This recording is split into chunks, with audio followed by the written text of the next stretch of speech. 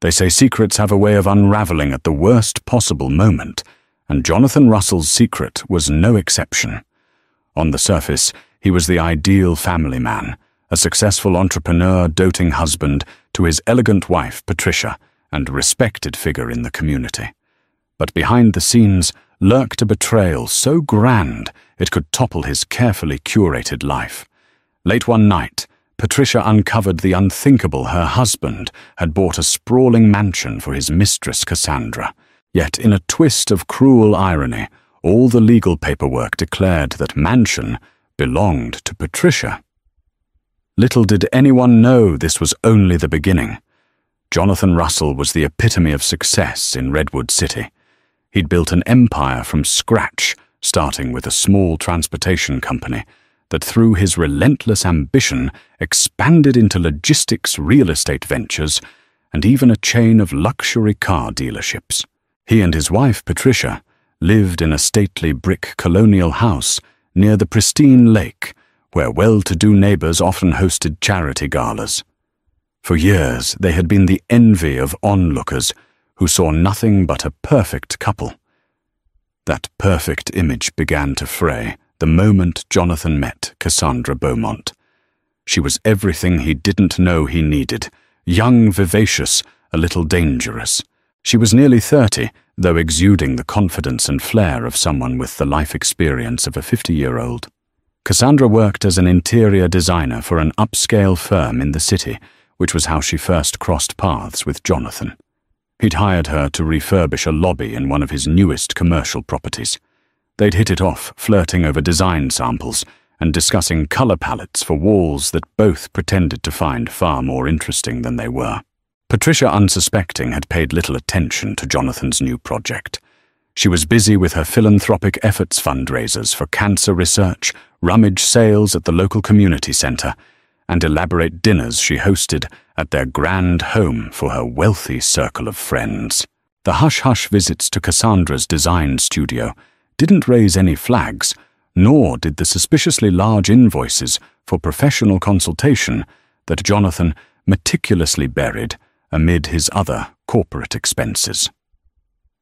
As months rolled on, Jonathan's relationship with Cassandra evolved from professional banter to stolen kisses in the back seat of his sleek SUV, then to weekend trysts in high-end hotels. Yet for a man who adored luxuries and grand displays of wealth, renting a suite by the night wasn't enough. Jonathan wanted something permanent. Something that screamed opulence, exclusivity, and commitment, even if it had to be kept secret from the rest of the world. That was how the idea of the mansion was born. Perched on a secluded cliff overlooking the ocean, the property was a sprawling, Mediterranean-style estate with shimmering infinity pools, marble columns, and expansive windows that looked out onto panoramic views. To keep this purchase quiet, Jonathan orchestrated everything through a labyrinth of shell companies. He consulted his lawyers behind closed doors, hammered out the finances, and sealed the deal before anyone else caught wind. Or so he thought. In a spectacular move of hubris, Jonathan made a critical error. Instead of trusting Cassandra with the property title, a risk that might have immediately spelled scandal for him, if discovered, he decided to place the mansion under a name he deemed safe. Out of all possible methods of hiding ownership, Jonathan chose one that seemed unassailable: register the mansion in the name of his wife, Patricia Russell. By law, the mansion had a single owner, Patricia. In practice, Jonathan planned to present the keys to Cassandra. Soon the stage was set for an unfolding drama, one that would come back to haunt him. There was no going back now. Cassandra Beaumont had always believed she was destined for bigger things. Born in a modest suburb, she'd grown up dreaming of a life far beyond her parents' humble means. She worked her way through college, studied interior design, and soon discovered she had a flair for creating luxurious atmospheres. After landing a position in a prestigious design firm, she craved more than just professional success. She wanted the millionaire lifestyle for herself. When she met Jonathan, Cassandra saw not just an attractive man, but a door to wealth influence and everything she longed for. She had no qualms about the fact he was married. Wealthy married men in Redwood City were often eager for extramarital excitement, and Cassandra suspected that with her good looks and cunning, she could win him over. His attention soon turned from professional compliments to lavish gifts, designer handbags, diamond bracelets, and weekend getaways at five-star resorts. But these fleeting gifts did not satisfy Cassandra for long. A woman of her ambition needed something more permanent, a property, a nest egg, a statement piece that declared she'd arrived. Jonathan, in his eagerness to please and impress, proposed the unimaginable. "I'll buy you a mansion." Cassandra was breathless at the idea. A mansion, hers, a place to design from top to bottom, to fill with hand-picked art and furniture from around the globe, to host parties for the glitterati she aimed to mingle with. She fantasized about rooms bathed in natural light, gold-hued chandeliers, plush velvet upholstery, and hallway mirrors that reflected back her triumph. When Jonathan confided he'd have to keep everything hush-hush, no paper trail leading to me, he said she didn't mind. He was a married man, after all. She preferred discretion, too, for it would allow her to enjoy her new property without the prying eyes of Redwood City's social circle. Their arrangement was perfect, or so Cassandra believed. Yet the day Jonathan handed her the keys, he mentioned something that struck her as odd. "It's all set, but I didn't put your name on anything. For maximum privacy, it's in Patricia's name. Don't worry, it's just for the formalities. You're the real mistress of the house." In that moment, Cassandra felt a stab of uncertainty. The mansion she had dreamed of, the fortress of her hopes, was technically not hers. Legally, it belonged to Patricia Russell Jonathan's loyal, unsuspecting wife. He tried to placate her with kisses and promises, insisting that we'll sort out the details later.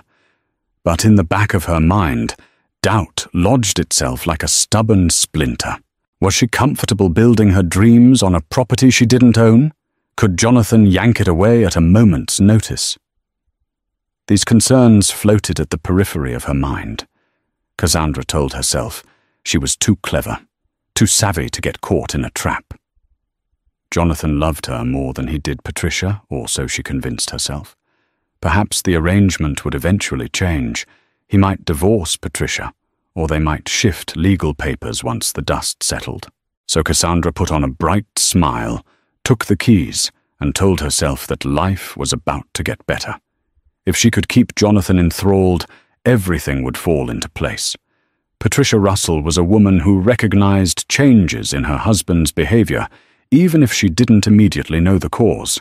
For over 15 years, they had navigated the ups and downs of marriage-building Jonathan's businesses, coping with extended family dramas, and supporting their teenage son, Gabriel, who was away at a prestigious boarding school. While Patricia prided herself on her philanthropic achievements and gracious social presence, the heartbeat of her life was her family. Lately, Jonathan had become distant. Patricia noticed him working late more often, slipping out of the house on weekends, with vague explanations about meeting clients. The man who once bragged about every minute triumph at the dinner table seemed to hush up about new projects. Patricia couldn't deny the creeping anxiety in her chest. Was Jonathan simply engrossed in a new venture, or was something darker brewing? One day, Patricia decided to drop by Jonathan's office, unannounced, hoping to surprise him with lunch, a gesture of concern and affection. She arrived at the tall glass building, downtown, arms laden with takeout from his favorite bistro, only to discover he wasn't in his office. His secretary Bethany tried to hide her discomfort as she told Patricia that Jonathan had stepped out for an extended meeting. Patricia waited in the office for nearly an hour. When Jonathan returned, he appeared flustered and irritated. "What are you doing here?" he asked, his tone sharper than usual. "I brought lunch," she said softly, stung by his cold reception. He forced a smile, mumbled something about an off-site meeting that ran late, and thanked her for the food before ushering her out in a hurry, claiming he had pressing phone calls. Outside that office, a storm of questions thundered in Patricia's mind. She reminded herself to remain calm. Accusations without evidence could backfire, and she had learned from society's swirl of gossip that illusions could be deceiving. Yet the seeds of doubt were firmly planted. She resolved to pay closer attention to Jonathan's credit card statements, phone bills, and suspicious transactions. Not out of paranoia, she told herself, but out of self-preservation. Then came the night that changed everything. It was close to midnight, and Jonathan was passed out in bed after an unusually heavy round of cocktails. Patricia padded into his home office to search for an emergency contact number. While rummaging through drawers, she found a stack of documents in a plain manila folder. Curiosity piqued, she flipped it open. Her eyes skimmed over lines describing a Mediterranean estate in the scenic coastal area, its features, square footage, construction date, and in bold letters the legal owner's name, Patricia Russell. Her breath caught in her throat. She read and reread the words, certain she was misunderstanding.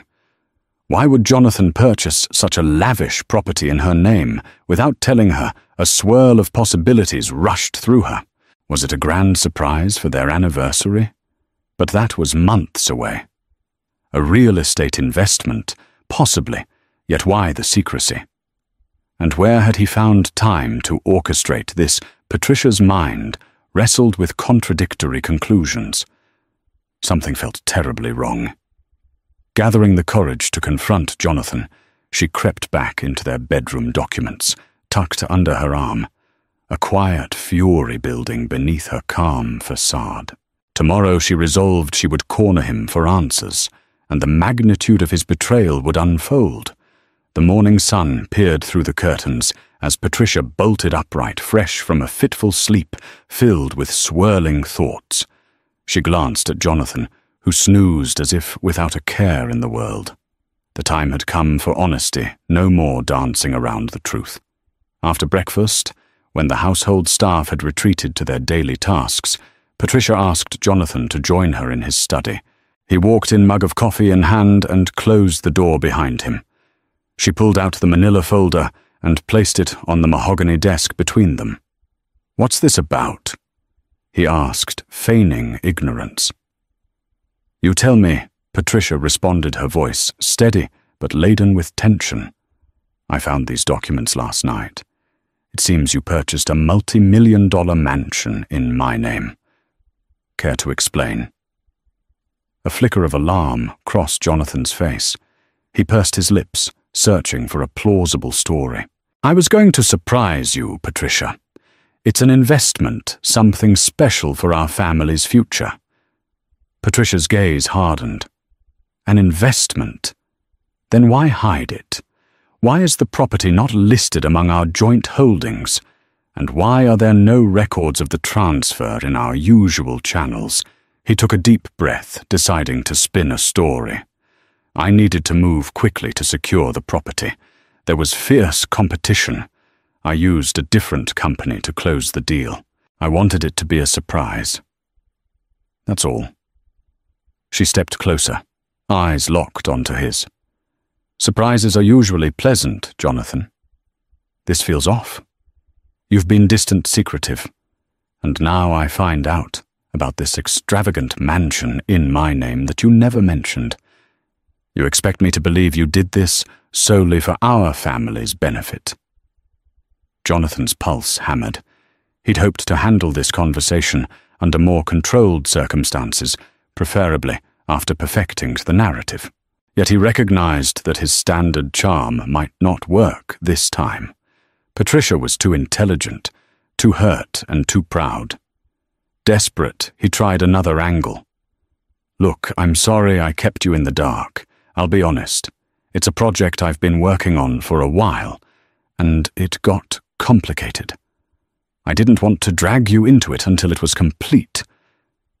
She fixed him with a level stare. "And now that it's complete, you are still going to keep it a secret?" Sweat beaded on Jonathan's brow. He could sense the futility of his excuses. Patricia's trust in him had obviously taken a beating. She was known for her gracious demeanor, but he also knew she was capable of an inner steel. If pushed too far, she could become an implacable adversary. "I made a mistake," he said, finally, voice subdued. "I'm sorry." Patricia exhaled slowly, her anger tempered by heartbreak. "Then prove it. Show me the mansion. Show me every paper, every bank statement, every detail. If this was truly an investment, you can open the books." His mind scrambled. Could he afford to let Patricia see everything? Absolutely not. The entire arrangement had Cassandra's fingerprints. She'd chosen wallpaper colors, furniture, and remodeling contractors. Her signature was on some purchase orders. If Patricia looked deeply, she'd see the mistress's name repeated over and over. But refusing Patricia now would only strengthen her suspicions. Cornered, Jonathan nodded, forcing a weak smile. "Of course. I'll show you the place. Let's arrange a visit this weekend." Patricia left the study, the folder under her arm, her shoulders tense with the weight of betrayal. She had demanded answers, and he had promised them. Yet her intuition told her that the truth, when it finally emerged, would be far more complicated than she could imagine. That weekend, the tension was palpable as Jonathan and Patricia set out for the coastal property. Jonathan insisted on driving alone, turning down Patricia's offer to bring along any relatives or realtors. He kept glancing at her out of the corner of his eye as they navigated winding roads past rugged cliffs and scenic beaches. Patricia stared silently out the window, recalling memories of early in their marriage, when Jonathan was transparent with his ambitions, sharing every detail of his plans. How far they'd strayed from that closeness, she reflected with a pang of sorrow. At last, they reached the estate's massive iron gates, flanked by stone pillars and intricate landscaping. A guard pressed a button. The gates swung open, and they drove onto the expansive driveway. Patricia looked around, her heart pounding. The mansion was breathtaking high-arched windows, terracotta roof tiles, a sprawling porch. Lavish, yes, but something felt eerily sterile, like it belonged to strangers, not a family. Jonathan led her through the grand foyer, with its marble floors and crystal chandeliers. Her eyes took in the impeccable decor, plush white sofas, floral arrangements, and mirrored walls, all suggesting a woman's touch. Patricia's anxiety spiked. She recognized the signature style of a particular interior designer she'd once read about, Cassandra Beaumont. "I see Cassandra Beaumont's name on these design features," Patricia said, her voice tight. "Did you hire her?" Jonathan hesitated. "Yes, she's one of the best interior designers in the region. I wanted this place to look perfect." Patricia forced a nod, though her insides churned. She had previously seen Cassandra in magazines, an up-and-coming designer known for catering to the city's elite. Her suspicion that Cassandra might be more than just a designer to Jonathan flared. She glanced around the living room, scanning for any personal items that might confirm her darkest fears. Jonathan's nervous energy told her more than he realized. While Jonathan showed her around, a moment of panic nearly overcame him. There were pictures of Cassandra in one of the upstairs bedroom closets. He discreetly maneuvered Patricia away from that area, guiding her instead to a sunroom with floor-to-ceiling windows overlooking the ocean. But Patricia sensed his redirect and began to question everything. "Is this property really for us?"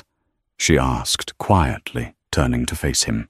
Her eyes held heartbreak rather than anger. "Or is it for someone else?" His face went pale. For a split second, Jonathan contemplated telling her the truth about Cassandra, about how he'd gotten in too deep. But fear held him back, and he offered a tepid denial. I It's for us. It's just that I have certain business associates who might use it sometimes." Patricia said nothing, but her gaze shifted to the horizon, where the ocean stretched endlessly. She couldn't quite articulate it, but she felt the foundation of her marriage cracking beneath her feet. Something told her that Jonathan's deception was more elaborate than a simple real estate secret. And in her heart, she was preparing for the wave of revelations that would inevitably crash down. The next day, Jonathan drove to the mansion alone, his heart pounding with stress. He'd arranged to meet Cassandra, who had been demanding updates. Cassandra had grown impatient, living in the shadows, especially after hearing Jonathan's promise to soon finalize the arrangement in her favor. She had expected a swift transfer of ownership, some sign that Jonathan's commitment to her was genuine.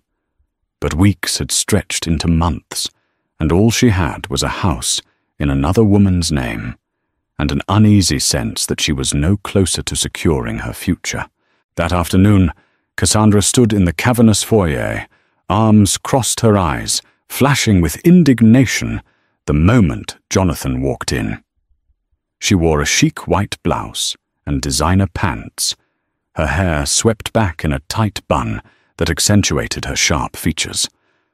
"What's going on?" she snapped. "I thought you said this was our place, so why haven't you filed the paperwork to switch it from Patricia's name?" Jonathan set his briefcase down and exhaled. "It's complicated. Patricia found out about the house. She's demanding answers." Cassandra's eyes widened, then narrowed. "Found out you promised me no one would find out." "She was bound to discover it eventually," Jonathan muttered. "But I didn't expect it to happen so soon. I had it all planned. Once things settled, I'd do the transfer quietly. Now everything's in jeopardy." Cassandra paced across the polished marble floor. "So what's the plan? Are you leaving your wife or not?" He bristled. Cassandra's words cut through his composure. "I never promised I'd leave her," he said cautiously. "I said we'd find a way to be together. It's not so simple. Patricia isn't just some placeholder. She's my wife of 15 years. She's also the legal owner of the house, where I'm supposedly supposed to live," Cassandra retorted, anger tightening her voice. "You led me on, Jonathan. You said this would be our safe haven, a fresh start." A tense silence hung between them.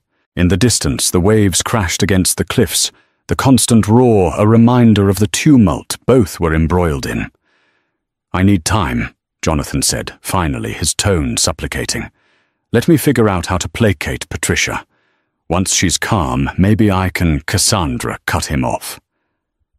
"No. I'm done waiting. Either you make this official, or I walk." He blinked, panic flickering across his features. "Don't be rash. I've put a lot on the line.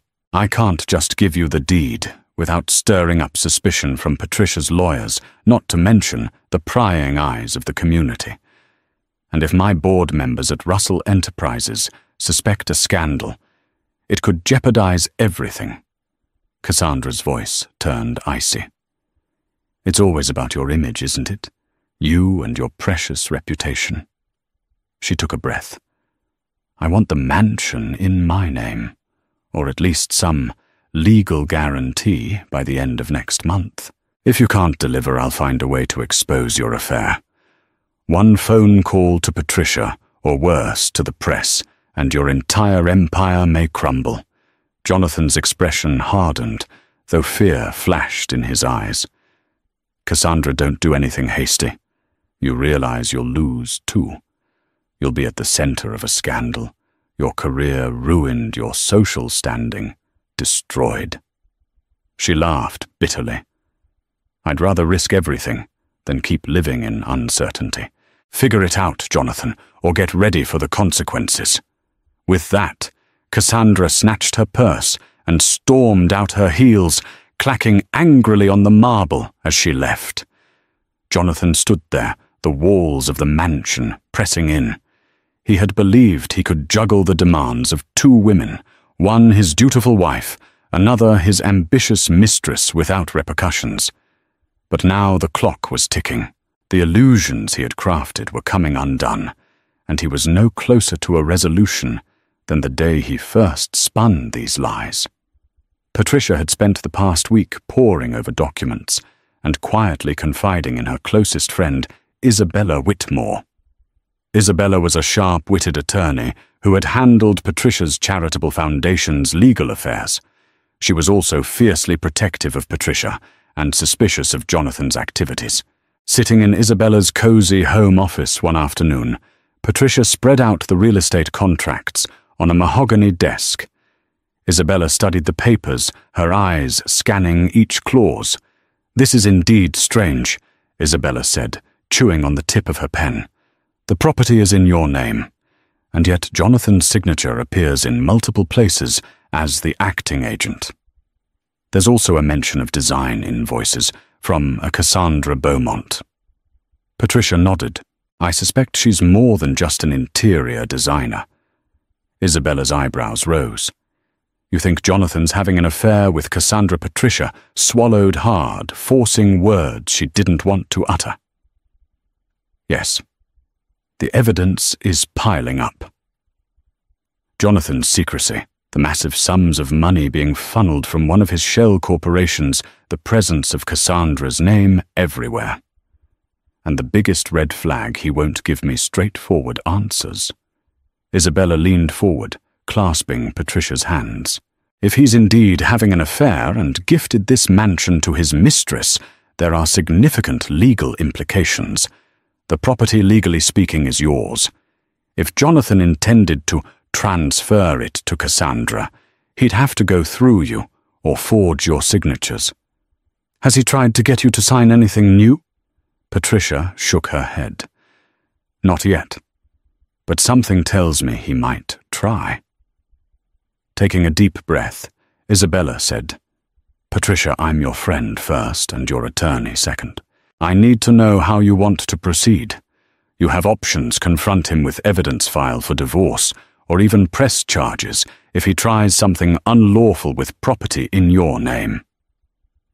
Tears welled in Patricia's eyes, but she blinked them back. "I'm not sure what I want yet. Part of me still hopes there's a misunderstanding. We've built a life together. But I also can't ignore the facts. If Jonathan is betraying me, I need to protect myself." She gazed at the contract, her wedding ring catching the light in a mocking glint. "I'll confront him again. I'll demand the truth about Cassandra. If he lies or tries to manipulate me, I'll know what I have to do."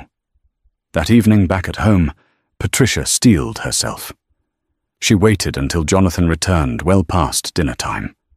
She confronted him the moment he stepped inside, unable to mask her determined resolve. "Jonathan," she said evenly, "I think we should talk. Properly. No more games." He looked wary, setting down his briefcase slowly. "Sure."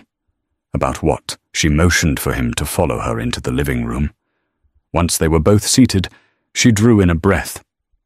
"I want the complete truth about this mansion, about Cassandra Beaumont, about everything."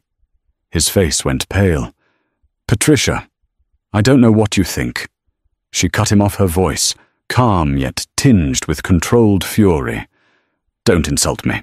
I have documents showing that you've poured hundreds of thousands into renovations, all commissioned by Cassandra. I've also done my own research. She's your mistress, isn't she?" His silence confirmed her suspicion. He kept his gaze low, unable to meet her eyes. "And you put the mansion in my name so you wouldn't be directly implicated," she continued. "Tell me, Jonathan, did you think you could hide this forever?" Jonathan's defenses caved.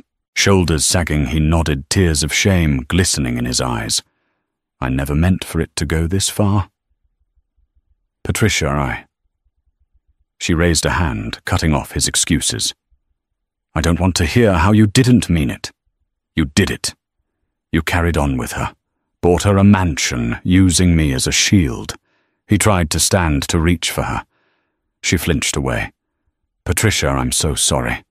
Please give me a chance to explain." Her eyes were cold, glimmering with unshed tears. "Explain. It's too late for half-truths. If there's anything left to salvage of our marriage, I need to see change, real change, not empty words." Jonathan collapsed onto the sofa, head in his hands. He began to recount a sanitized version of events, blaming midlife crisis, claiming Cassandra lured him in, disclaiming any real feelings. Patricia listened, but she felt more numbness than empathy. This was the man she had believed was her partner for life. The more he spoke, the deeper her sense of betrayal cut. At last she got up, voice barely above a whisper. "I'm going upstairs. You can stay down here. And Jonathan, don't think for a second. I'll let you hand that mansion to her. It's in my name. If you so much as attempt to transfer it illegally, I'll ruin you in court." "Do you understand?" He looked up, frightened by the venom in her words. He had never seen Patricia so resolute, so cold. He nodded meekly. "I understand." Then, without another word, Patricia left him, to sink deeper into the quagmire he had created, one where the illusions of a perfect life were shattered, and all that remained was the harsh reality of betrayal. Cassandra walked through the mansion's empty corridors, her heels clicking on the marble floors, resonating like an echo of her discontent. Jonathan had gone silent for a week, not responding to her calls or texts with any meaningful update. She sensed the precariousness of her position. She was perched between comfort and calamity. Her frustration mounted. This was supposed to be her triumphant ascent into Redwood City's highest social circles. Yet here she was, living in a house owned by a woman who despised her, uncertain if she'd be kicked out at any moment. Cassandra realized if she didn't take control, she risked losing the only real foothold she had ever gained in a life of affluence. She dialed Jonathan once more, leaving a firm voice message. "I won't be ignored. Either you come here today, or I'm calling your wife directly." The ultimatum hung in the air.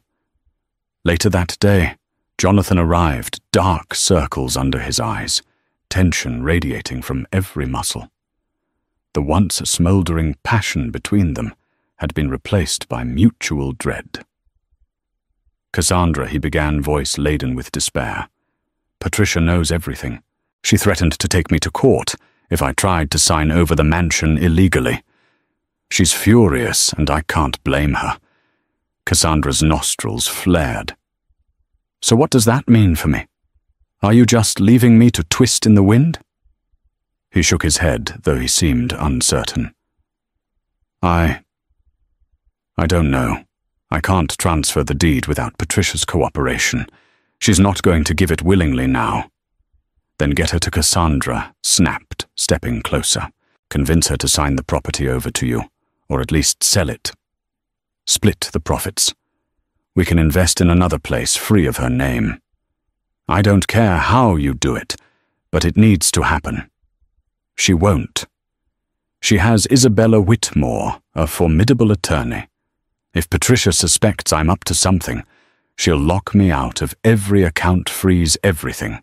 I could lose everything: my company, my assets, my reputation."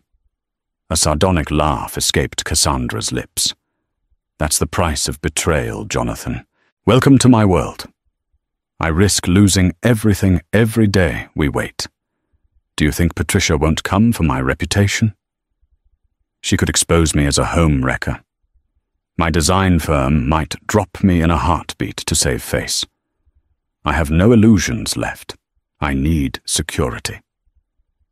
Jonathan raked his fingers through his hair. "What do you want me to do?" Her eyes narrowed. Force her hand. Threaten her with the worst possible humiliation. Maybe if she realizes the scandal that would erupt, divorce, public betrayal tabloids, she'll prefer a quiet settlement. Offer her a deal if she signs over the mansion, or allows us to sell it discreetly, you keep the affair private. If not, we drag everything into the light." Jonathan paled at Cassandra's cutthroat suggestion. "Blackmail Patricia. You can't be serious. She's my wife, the mother of my child. I can't stoop so low." Cassandra shot him a steely look. "Then watch your empire crumble." "I have no sympathy left, Jonathan. You courted me, promised me the world, used me. Now you want to preserve some shred of nobility? Choose wisely. I'm not waiting around forever." He bowed his head, torn between the monstrous proposition and the fear of losing everything. Cassandra pressed on her voice a whisper of urgency. "Either you do something or I will. I'll go to the tabloids, or maybe I'll go directly to Patricia and make a private arrangement with her. What do you think your wife would say if I offered her a deal to vanish from your life in exchange for a substantial payout?" She might even prefer that. The idea of Cassandra and Patricia negotiating directly struck panic in Jonathan's heart. If that happened, Patricia might unleash her fury in ways that destroyed him utterly, exposing shady business dealings, revealing his extramarital spending, pushing their son Gabriel away from him forever. The risk was too great. "All right, Jonathan," croaked, sinking into an armchair. I'll talk to Patricia. Just give me a little time." Cassandra gave him a long, evaluating stare. "No more than a week. After that, I handle things my way." He nodded, trapped in a web of his own, making each thread cutting deeper into his conscience. Cassandra left the room, her footsteps echoing down the corridor. Jonathan sat there alone in the imposing luxury of a mansion that was never truly his. The walls seemed to close in as he realized the net result of his duplicity. He now had two furious women ready to destroy him if he made a single misstep. And the clock was ticking faster by the moment. Despite her heartbreak and betrayal, Patricia was no shrinking violet. After their confrontation, she had quietly begun consolidating her resources. She met again with Isabella Whitmore, detailing every aspect of Jonathan's confession. "I want to protect my financial interests," Patricia stated, her eyes reflecting a newfound resolve. "More importantly, I want to protect my son Gabriel from the fallout. Jonathan's scandal cannot drag Gabriel down." Isabella listened attentively. "We can take steps to separate your finances from Jonathan's while you decide on next moves, whether that's divorce or some form of legal separation. As for the mansion, it's in your name. You could sell it, lease it, or do nothing at all." Patricia sighed, a storm of emotions swirling within. Selling it would be the logical move. But part of me wonders if Jonathan might try to pressure me otherwise. He's so entangled with that woman. Cassandra. I see no reason to keep this property if it's become a symbol of their affair. Isabella nodded. "If you choose to sell, be cautious. Jonathan may attempt to sabotage the sale if he or Cassandra still harbor any hopes of claiming it. Legally, though, you have the upper hand. As sole owner, you can do what you want with that mansion. He can't force you to sign anything against your will." A wry smile tugged at Patricia's lips. "Good, because if Jonathan thinks he can strong-arm me, he has no idea what I'm capable of."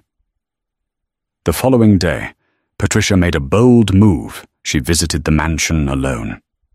She drove up to the iron gates, flashed her driver's license to the guard, and announced that she was the legal owner. The guard, caught off guard by the unexpected arrival, allowed her in. Patricia stepped into the grand foyer, inhaling the scent of fresh flowers that Cassandra must have placed in glossy vases. Anger flared. This was her property, yet it was being used to facilitate Jonathan's deceit. She wandered through the sunlit rooms, each decorated in Cassandra's favored style, an aesthetic that felt antithetical to her own tastes.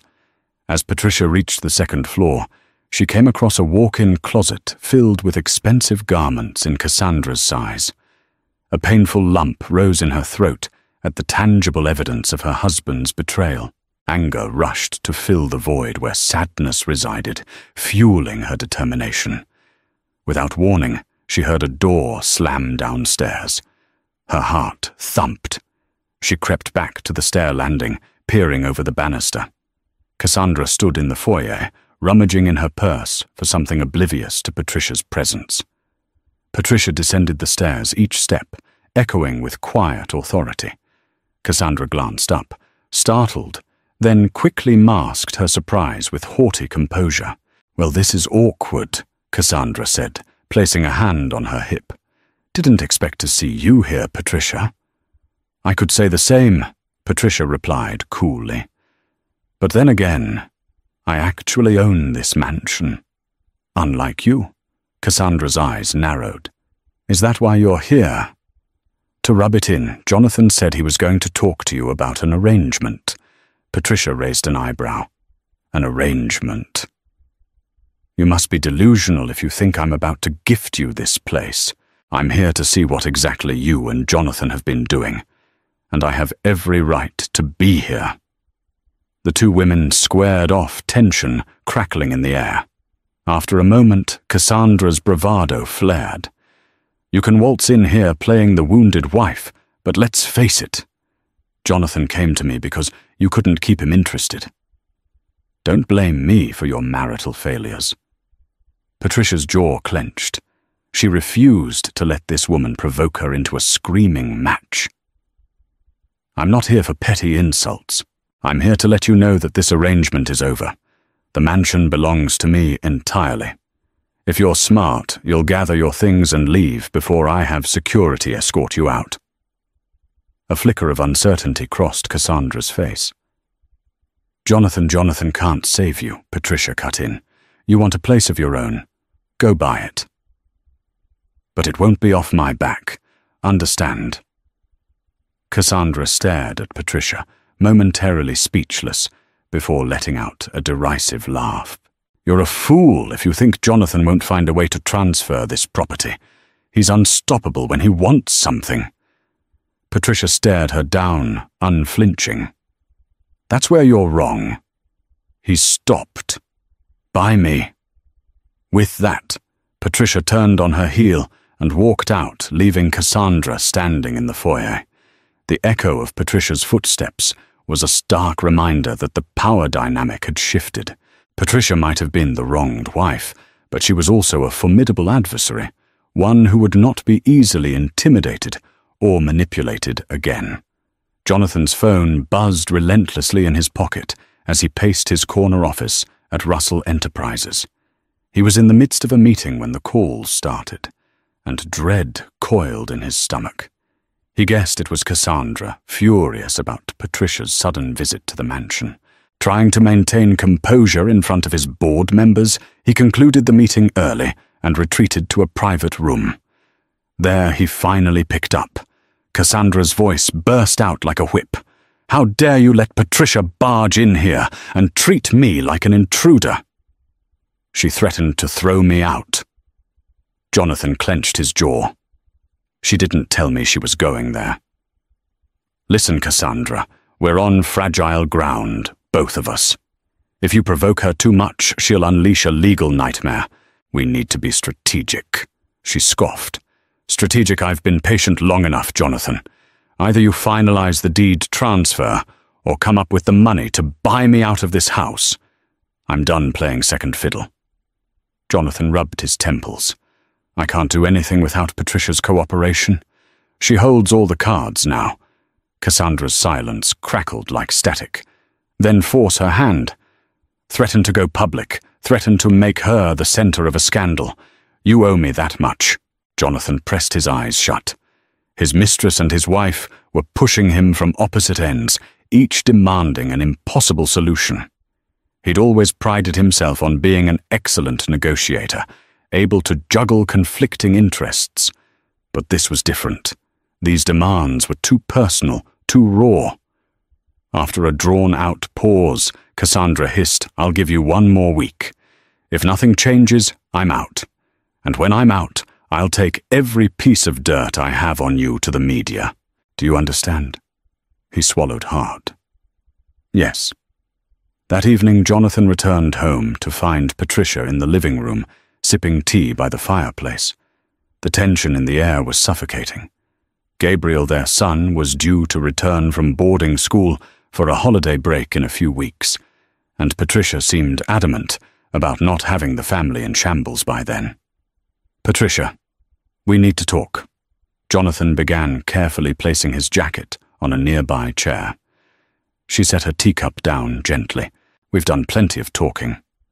Unless you're here to say you've ended things with Cassandra, I'm not sure there's much left to discuss." He took a seat across from her. "I know you visited the mansion, Cassandra told me." She raised an eyebrow. "Yes, I did. It's my property. I have every right to do so. If it bothers you or her, that's not my concern."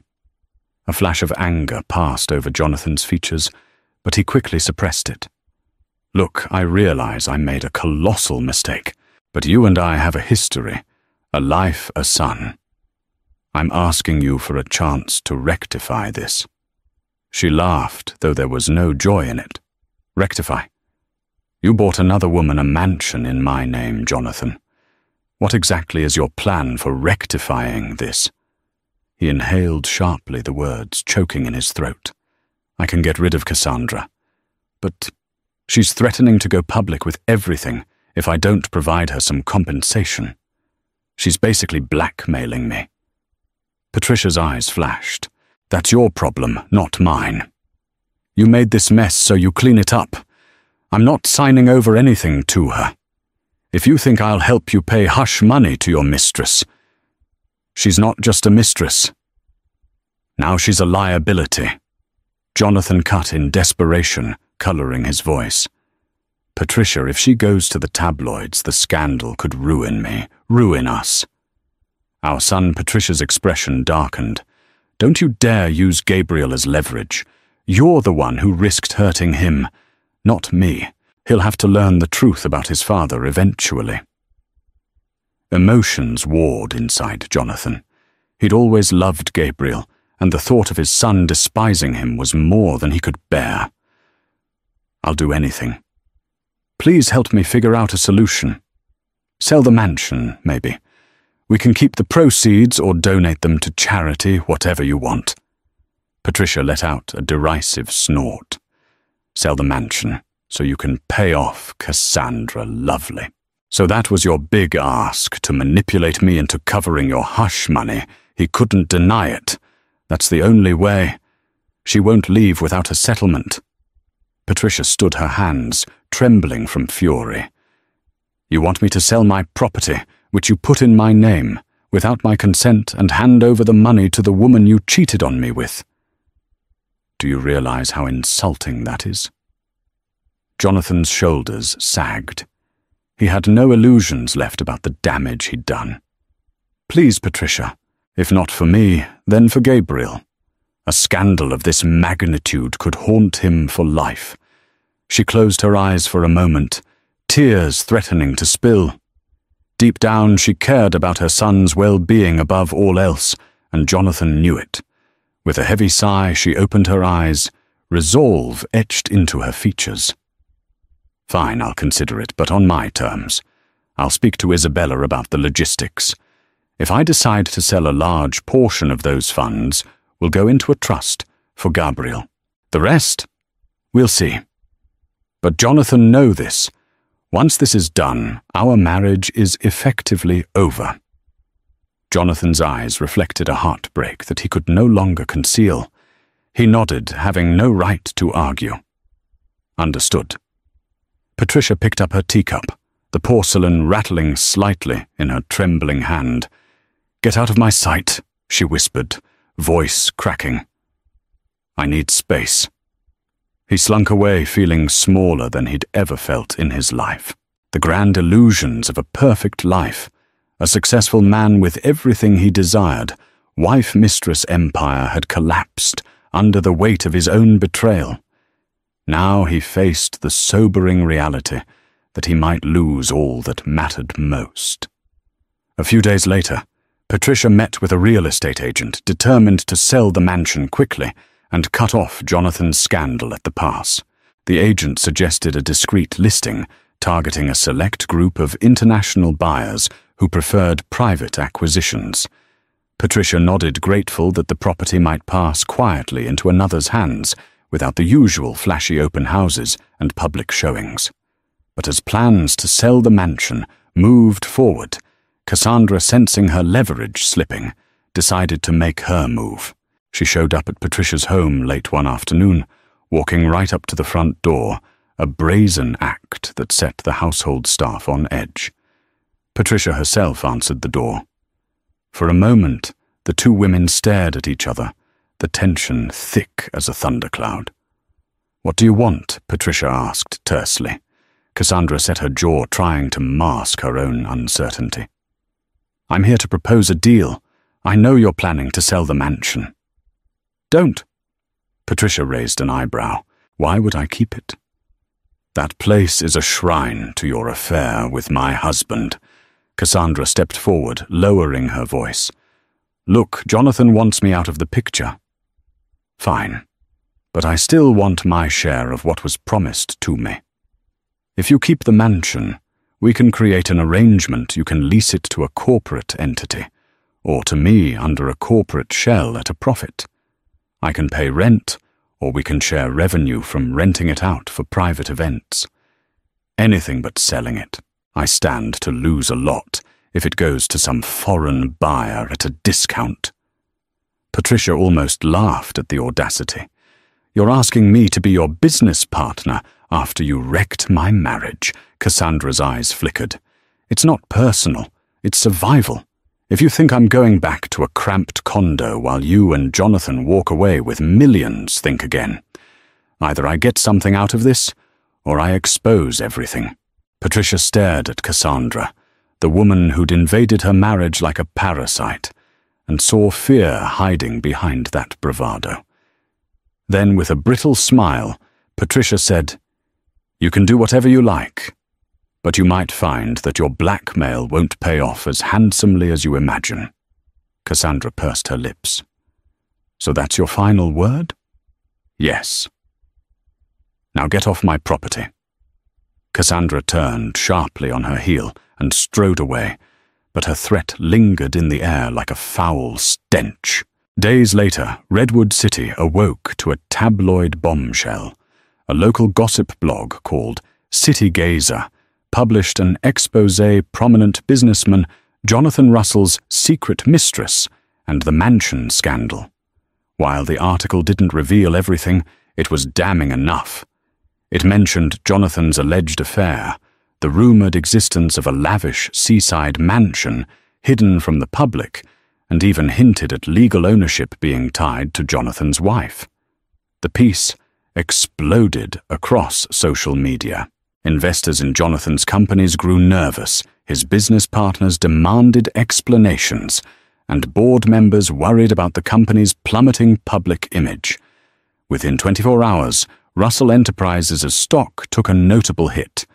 Faced with a flood of negative press, Jonathan went into damage control mode. He called crisis PR teams, held emergency board meetings, and tried to quell the scandal by issuing a vague statement.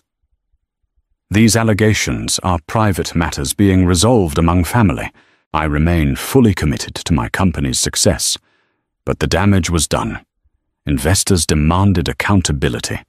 Patricia, furious at being dragged into the headlines, ordered her attorney to issue a statement confirming that the mansion was in her name alone and that she had no involvement in any extramarital relationships. This effectively isolated Jonathan to face the fiasco on his own. Cassandra, meanwhile, found herself receiving both unwanted attention and business inquiries. Some potential clients thrilled by her newfound fame, others appalled by her role in the scandal. For every door that opened, two more seemed to slam shut. She quickly realized that infamy was a double-edged sword. While her name recognition soared, she'd been typecast as the unscrupulous Mistress. Reputable clients didn't want to risk their image by hiring her. The final blow came when Redwood City's elitist circles iced Cassandra out. She lost invites to exclusive events, found her name removed from the guest lists of high-profile galas, and discovered her design firm had quietly parted ways with her to maintain the company's reputation. Her illusions of a glamorous future were crumbling like a castle built on shifting sand. As for Jonathan, the board of Russell Enterprises convened in an emergency session. Key investors were incensed by the drama and demanded Jonathan resign as CEO to spare the company further embarrassment. Cornered, he grudgingly stepped down with a prepared statement about focusing on family and personal matters. Within a week, Jonathan went from the proud captain of a thriving empire to a disgraced figure fighting to salvage the remnants of his reputation. Patricia moved swiftly to distance herself, both legally and socially, initiating divorce proceedings. She kept the house by the lake and moved her son Gabriel back home under her protection. She also decided to halt the mansion's sale for now. With the market swirling in rumors, it made sense to wait. Cassandra tried in vain to contact Jonathan again, hoping for a last-ditch arrangement. He had nothing left to offer her, and he spurned her calls. Two people once entangled in a forbidden romance now stood on sinking ground, each accusing the other of betrayal. In the end, Patricia emerged not unscathed. Heartbreak and public scrutiny weighed heavily on her, but stronger. She discovered that adversity could reveal resilience she never knew she had, and she directed her energies toward ensuring Gabriel's stability and well-being. Karma had struck each player in the drama. Jonathan paid the price by losing his empire. Cassandra lost her social standing and design career, and Patricia, though hurt, gained liberation from a marriage that had corroded behind the facade of wealth. 6 months later, Redwood City had moved on, but the echoes of Jonathan's scandal still lingered. Jonathan now lived alone in a rented downtown penthouse, stripped of his CEO title and public influence. His evenings were filled with regret, haunted by what he had sacrificed. Cassandra had also faded from the spotlight. Abandoned by high-end clients and ostracized from society circles, she relocated to a modest apartment and briefly considered launching a tell-all or influencer career. But with legal threats from Patricia's attorney looming, she kept a low profile. Her dreams of luxury had turned to dust. Patricia, however, emerged stronger than ever. Her divorce from Jonathan was swift, thanks to airtight prenuptial agreements and sole ownership of the mansion. She redirected her shares from Russell Enterprises into philanthropy and a trust for Gabriel. The mansion, now stripped of its painful memories, was listed and sold to an international buyer for a small fortune. Before handing over the keys, Patricia visited the cliffside estate one last time. She stood in the sunlit living room, no longer feeling pain, only freedom. The house that once symbolized betrayal would now fund something good, a new community arts center. A few weeks later, Patricia and Gabriel cut the ribbon at the grand opening of the Patricia Russell Community Arts Center, greeted by applause and admiration. In the crowd, Jonathan stood quietly watching from afar, too ashamed to approach. Patricia saw him briefly, but turned away. He was her past, Gabriel, and the community were her future. As for Cassandra, rumors placed her in another city, chasing a fresh start. But Redwood City had lost interest. Her moment had passed. In the end, everyone reaped what they sowed. Jonathan lost his empire, Cassandra lost her social standing, and Patricia, though scarred, walked away with dignity, clarity, and a new beginning. Thank you for joining us on this roller coaster of secrets, betrayals, and ultimate redemption. Jonathan's ambitious web of lies cost him not just a mansion, but his entire legacy. Cassandra's relentless pursuit of luxury ended in shattered social standing. And through it all, Patricia, once the unsuspecting wife, reclaimed her power and turned a symbol of deceit into a new dawn for her community. It's a cautionary tale for anyone who believes hidden desires can remain concealed in a world where the truth always finds its way to the surface. If you found yourself hooked by these twists and turns, please consider supporting this channel. A single like can spread the story further. A share can spark conversations among friends, and a subscription will ensure you never miss another dramatic tale. Thank you again for watching. Your support makes these stories possible.